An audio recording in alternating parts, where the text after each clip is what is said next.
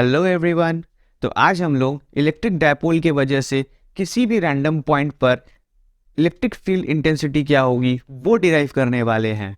इससे पहले हम लोग देखे थे कि इलेक्ट्रिक डायपोल की वजह से एक्सियल पॉइंट पे इलेक्ट्रिक फील्ड क्या होगी और इलेक्ट्रिक डायपोल की वजह से परपेंडिकुलर बाइसेक्टर पॉइंट पर इलेक्ट्रिक फील्ड क्या होगी वो हम लोग देखे थे।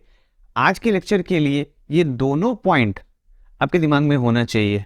अगर आपने नहीं देखा है तो पहले आप देख के उसके बाद इसको देखो, तब जाके समझ में आएगा, नहीं तो सब ऊपर से पार होने लगेगा। ठीक है, तो चलिए आज की क्लास को शुरू करते हैं। माय नेम इज ऑब्रो and this is your own channel, let's be the difference. तो आइए देखिए, डायग्राम से ही समझते हैं। सबसे पहले अगर ये नेगेटिव चार्ज है और ये है पॉजिटिव चार्ज, यही डायपोल है। ये इसका सेंटर, यहां से ये L, यहां से ये L। ठीक है, डायपोल मोमेंट का डायरेक्शन ये होगा, ये तो सबको पता होगा। नेगेटिव टू पॉजिटिव होता है डायपोल मोमेंट का डायरेक्शन। अच्छा, अगर हम लोग को कोई भी एक पॉइंट यहां पे लेना हो तो उसके लिए हम लोग के पास दो वेरिएबल होना चाहिए। दो वेरिएबल कौन कौन सा? एक x ले लेते हैं, दूसरा थीटा। ठीक है, ये x और थीटा क्या है देखिए। पहले इसको समझिए, उसके बाद आगे बढ़ेंगे। ठीक है, आराम से देखिए। अगर मैं कोई भी एक रैंडम पॉइंट इसको लेता हूं तो अगर यहाँ पे ये पॉइंट आ रहा है, ये डिस्टेंस x है और ये वाला एंगल होगा थीटा। ध्यान दीजिएगा, ये जो थीटा हमने लिया है वो डायपोल मोमेंट के डायरेक्शन में लिया है। डायपोल मोमेंट के डायरेक्शन से हम लोग ने थीटा को लिया है।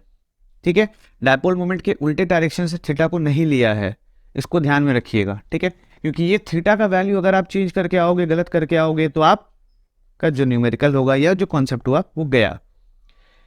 ये हमने थीटा लिया और ये एक्स लिया, तो अगर हम थीटा को और एक्स को वैरी करवाते हैं तो कोई भी पॉइंट पे हम यहाँ पे जो भी डिराइव करना चाहते हैं वो निकल जाएगा।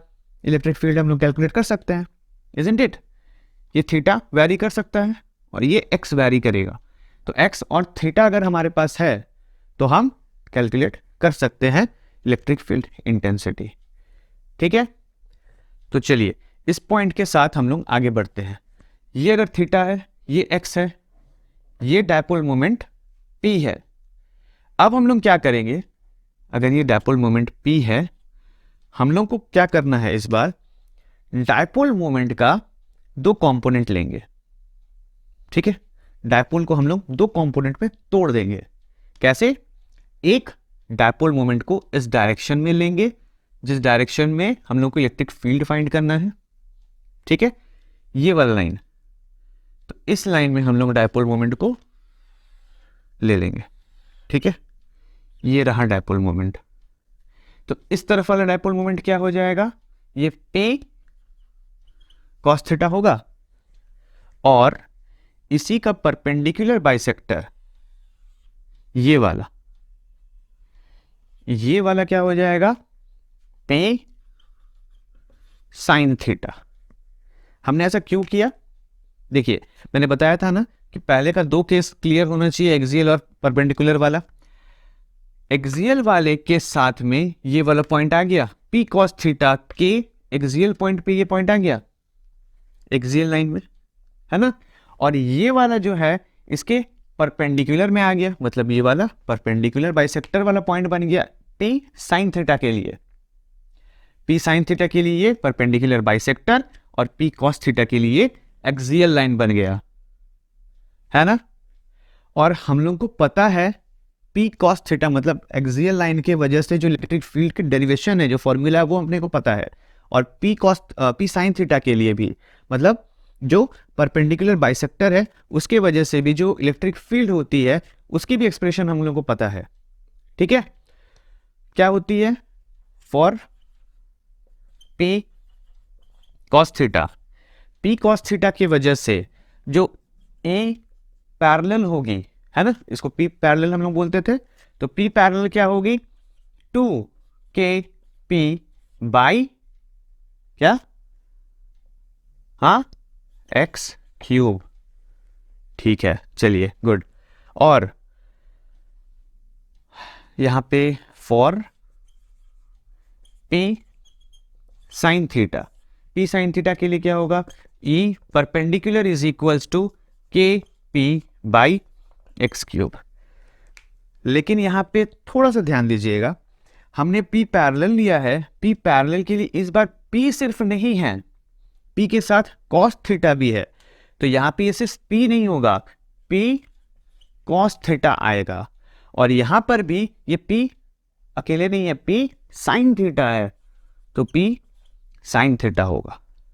ठीक है, अगर हम डायग्राम देखना चाहे तो इसके वजह से जो एक्सियल लाइन होता था उसके वजह से इलेक्ट्रिक फील्ड की डायरेक्शन क्या होती थी, टुवर्ड्स द डायपोल मोमेंट, तो डायपोल मोमेंट के डायरेक्शन में ही ये होती थी। तो ये होगा पैरेलल, ठीक है, ये वाला पॉइंट की वजह से। और जो परपेंडिकुलर बाइसेक्टर होता था उसके वजह से क्या होता था डायरेक्शन, याद है, पी के ऑपोजिट डायरेक्शन में होता था। जिन लोगों ने नहीं देखा प्लीज पहले वाला लेक्चर देख के आओ, फिर समझ में आएगा। तो ई परपेंडिकुलर, ठीक है, और इनके वजह से जो नेट इलेक्ट्रिक फील्ड होगा वो कहीं इसके बीच से जाएगा, ई नेट। इसको मैं यहां बना देता हूं, देखिए ये होगा ई पैरेलल, ये होगा ई परपेंडिकुलर, और ये वाला पॉइंट कहीं होगा ई नेट। तो हम लोग को ई नेट निकालना है। ई नेट के लिए क्या करेंगे, देखिए E net will be equals to root A parallel का स्क्वायर प्लस ए परपेंडिकुलर का स्क्वायर। नेट इलेक्ट्रिक फील्ड हम लोग ऐसे निकालते हैं ना रिजल्टेंट किसी का। अच्छा, एग्जाम में आपको ये सारे वैल्यूज पता होंगे, थीटा पता होगा, एक्स पता होगा, वैल्यू आप इसमें पुट करो एंड स्क्वायर करो, आपको रिजल्ट मिल जाएगा। ठीक है, अगर आप चाहते हो कि मैं इसको आगे डिराइव करूं तो देखिए क्या होगा। ई पैरेलल, ई पैरेलल क्या था, ये वाला 2k p cos theta by x cube का होल स्क्वायर होगा, plus E perpendicular, E perpendicular के लिए क्या है, के पे sign theta by x cube का होल स्क्वायर होगा। ओके, यहां से के पी बाई एक्स क्यूब, के पी बाई एक्स क्यूब दोनों में है, दोनों स्क्वायर होके बाहर आएगा, ये भी स्क्वायर होके बाहर आएगा, फिर उसको हम कॉमन लेके बाहर निकाल सकते हैं। बिल्कुल समझ में आई मेरी बात। ये के पी बाई एक्स क्यूब, के पी बाई एक्स क्यूब का स्क्वायर होके ये ब्रैकेट से बाहर ले सकते हैं, इसको भी ब्रैकेट से बाहर ले सकते हैं, फिर इन दोनों में से हम के पी बाई एक्स क्यूब को कॉमन निकाल सकते हैं। कॉमन लेंगे फिर ये रूट से बाहर आएगा, उसका स्क्वायर था, मैं लिख के बताता हूं। देखिए इतना तो समझ में आ गया होगा कि के पी बाई एक्स क्यूब इसका स्क्वायर होगा और यहां पे बच जाएगा 2 cos थीटा का स्क्वायर प्लस यहां पे साइन थीटा का स्क्वायर। हाँ, अब ये रूट से बाहर आ जाएगा तो के पी बाई एक्स क्यूब, ये 100% सही है, टेंशन नहीं। देखिए ये वाला 4 cos स्क्वायर थीटा प्लस ये साइन स्क्वायर थीटा होगा। अच्छा, यहां पे 4 ठो साइन cos स्क्वायर थीटा है, 4 ठो है, उसमें से एक ठो हम इसके साथ दे दे, लिख के बताता हूं। देखिए K P by x cube root यहां से ये 3 cos square theta plus cos theta, cos square theta plus sine square theta. इस वही में 4 ठो से हम एक ठो निकाल दिए, अब इसके साथ इसको रख देंगे तो ये मिलके क्या बन जाता है 1। तो हम लिखेंगे यहां पे E net is equals to K P by x cube √1 + 3 cos square theta. ये है हम लोग का एक्सप्रेशन, ठीक है। इसको तो लर्न करना ही होगा, है ना। ओके, अब देखिए ये तो मैग्नीट्यूड निकला, what about the direction. Direction के लिए क्या करें, डायरेक्शन हम इससे लेते हैं, इसको अगर हम अल्फा लेते हैं, ये वाला, ये अगर अल्फा होगा तो tan अल्फा निकाल लें हम। ये आपने नोट कर लिया होगा, मैं इसको क्लीन कर लेता हूं। देखिए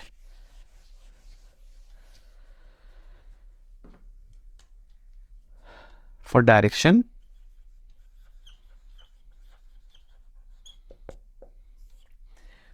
हम क्या कर रहे हैं, यहाँ पे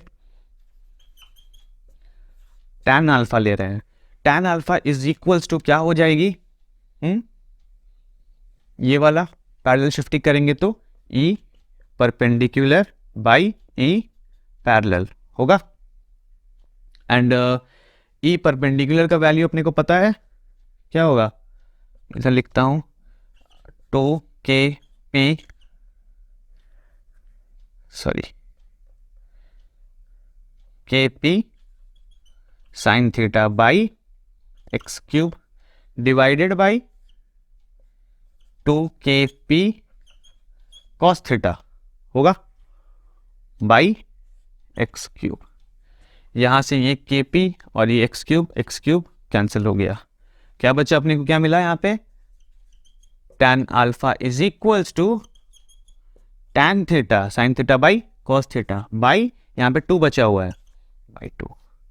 ये होगा डायरेक्शन ऑफ E नेट का, ये होगा डायरेक्शन। डायरेक्शन हम कैसे ले रहे हैं, ए जो पैरेलल है, एक्सियल लाइन है, उससे अल्फा डिग्री घुमा हुआ है ये, इसीलिए tan alpha is equals to tan theta by 2, ठीक है। और अगर कोई ओरिजिनल डायपोल मोमेंट से कितना ई नेट घुमा हुआ है वो पूछे तो आप क्या करोगे, पहले ये थीटा घुमा, है ना। देखिए ध्यान से देखिए, ये पहले थीटा है, थीटा घुमा, घूमने के बाद वो अल्फा डिग्री और घुमा, तो इस बार इसमें क्या हो जाएगा, टोटल फ्रॉम P, टोटल कितना डिग्री घूम रहा है, वो थीटा घूम रहा है फिर अल्फा घूम रहा है, तो नेट क्या हो जाएगा, थीटा प्लस अल्फा, ठीक है। तो चलिए आज की क्लास में यहीं तक रखते हैं। आज की क्लास से कोई भी डाउट रह गया हो तो आप हमें कमेंट बॉक्स में बता सकते हो। चलिए अच्छे से पढ़ाई करते रहिए, all the very best and let's be the difference.